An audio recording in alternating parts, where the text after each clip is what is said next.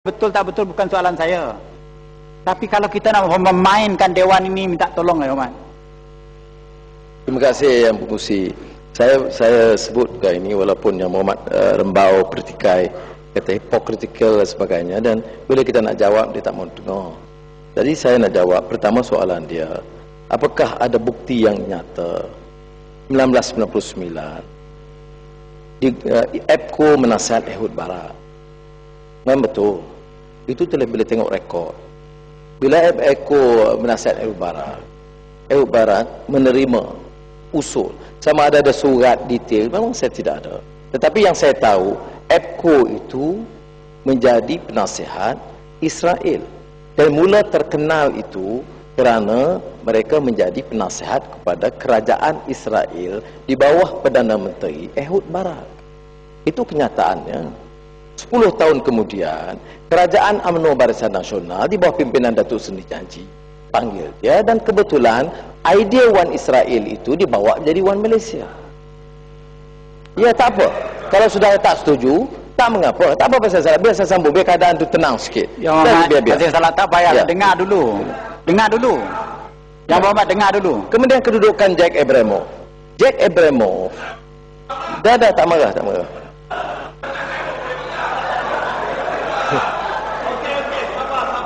Nada saya tenang.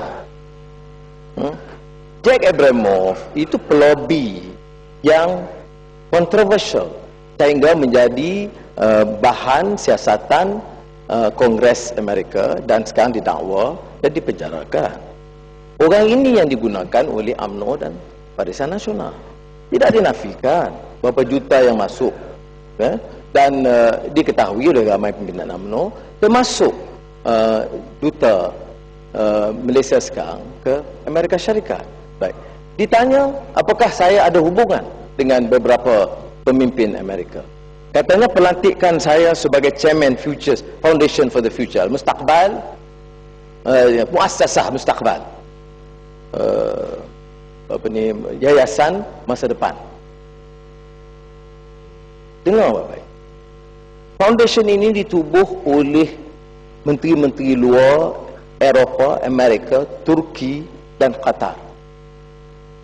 Kerajaan Turki dan Qatar yang mengusulkan nama saya sebagai pengurusi muassasah ini. Rembau sebagai tokoh muda, saya fahamlah kerana nak impress Perdana Menteri. Susah. Untuk Muhammad sekarang itu tak mudah. Tapi jangan serang dulu. Dulu dah nak kuburkan saya di Matampau.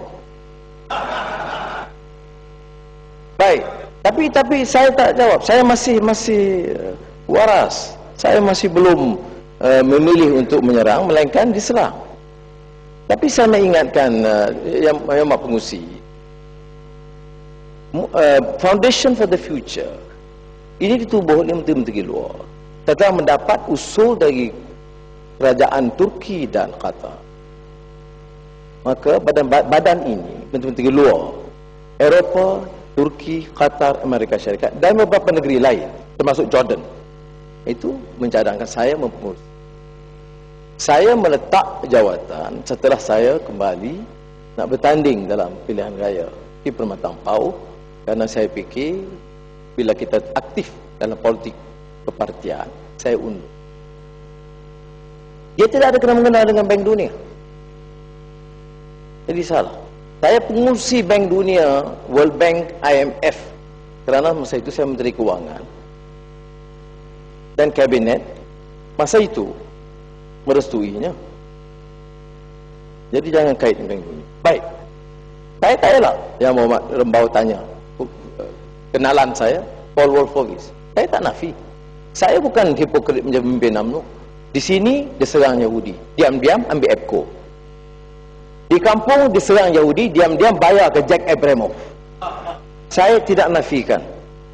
Dan cuma pendirian saya, ya, dengan Paul Wolfowitz. Saya kenal dia masa dia decade size Johns Hopkins University. Dan saya tidak putus hubungan peribadi. Tapi bila serang soal perang Iraq, saya menentang keras penaklukan Amerika di Iraq. Pendirian saya tidak berubah. bila saya diminta komen susulan dari pidato Obama, Presiden Barack Obama di Kairo, apa pendirian saya? Saya kata saya sokong kerana dia kata dia mau keluar dari Iraq serta-merta. Tetapi saya bantah keras penyertaan tentera Amerika di Afghanistan, dan saya kesal kerana kegagalan Amerika mempengaruhi untuk menuntut penyelesaian yang adil bagi rakyat Palestin, terutama kerana kepungan yang zalim yang berlaku ke atas rakyat Gaza. Yang rembau boleh bangkitkan lagi, tetapi kita rujuk pada fakta. Saya tidak nafikan hubungan saya. Beza, saya tidak ada hubungan dengan pemerintah Israel. Saya tidak pernah sepanjang saya jadi menteri di Pelawar diminta, tidak pernah ada hubungan yang rasmi dengan Menteri Keuangan Israel ataupun Menteri Pertahanan atau Menteri Luar Israel yang dilakukan oleh pemimpin-pemimpin UMNO yang lain. Tampau sedikit dari balik pulau, anak Melayu Pulau Pinang, balik pulau, masak dengan masalah Melayu di sana.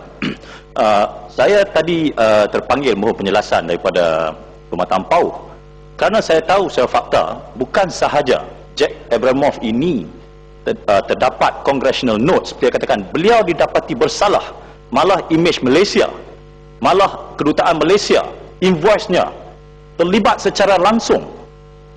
Tapi hingga hari ini tidak ada langsung tindakan daripada kerajaan Malaysia. Kalau itu yang mau di-champion, dijuarai oleh pemuda UMNO, saya rasa itu patut. Kerana dia melibatkan nama baik negara, bersetongkol dengan Yahudi, apa kita panggil Yahudi yang ekstrim, malah dikaitkan dan didapati bersalah, bukan sahaja didakwa. Jadi saya rasa kalau pemuda UMNO mau mengaitkan bahawa kita tidak bersetongkol dengan Yahudi yang ekstrim, malah penjenayah, dikatakan penjenayah Jack Abramoff ini.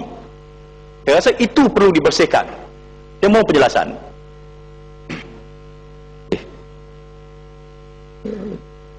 Memang jelaslah Jack Abramoff sekarang dipenjarakan kerana penipuan dan kes sebagai pelobi yang menggunakan nama Presiden Amerika Syarikat Pertektika itu. Di antara dokumen yang dikeluarkan ialah bayaran kepada Jack Abramoff itu cara rasmi dikeluarkan oleh kedutaan Malaysia di Washington DC. Jadi hal-hal ini berbeza. Tetapi apakah yang digahkan oleh mereka? Kita di sebalik. Tapi saya ingat cukup setakat itu. Saya nak bawa sedikit lagi tentang Satu Malaysia. Satu Malaysia ini selain daripada menyentuh soal ekonomi yang akan saya sentuh, ia harus melibatkan satu sistem undang-undang, satu dasar, dan ia mesti berteraskan kepada keadilan.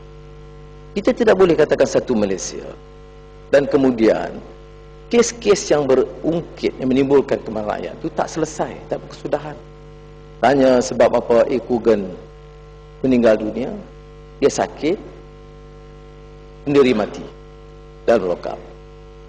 Tanya Beng Hok macam mana boleh mati, dia pergi tingkap, sendiri jatuh. Tanya macam mana Altan Tuya mati, dia main-main dengan bola, meletup, simpan.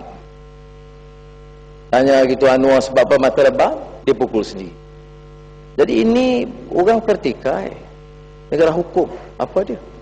Kes saya betul pengusi sebelum pengusi tegur, subjudis. Tetapi kadang-kadang cara pelancaran itu luar biasa. Saya nak buat rayuan kes disqualification, recusal hakim. Belum ke muka rayuan, mahkamah dah tetap tarikh. Ya,